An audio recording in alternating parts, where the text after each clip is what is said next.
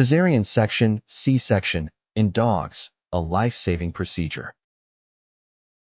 Join us as we explore the important aspects of C-sections in dogs, from understanding the procedure to recognizing signs of distress. Pregnancy in dogs usually ends naturally with a smooth delivery. However, complications can arise, making a cesarean section necessary to ensure the safety of both mother and puppies. During the surgery, the dog is placed under general anesthesia. The vet makes an incision in the abdomen, opens the uterus, and carefully removes each puppy. A support team ensures the puppies start breathing properly. At home, ensure to keep the incision clean and dry. Watch for signs of infection like swelling or redness. Ensure puppies are nursing and gaining weight. Attend all follow-up vet visits.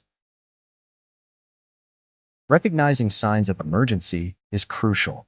Contact your vet immediately if strong labor lasts over 30 to 60 minutes with no puppies.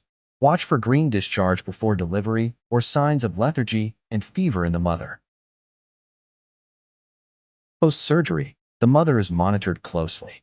Once stable, she can nurse her puppies, with pain relief and antibiotics provided for recovery.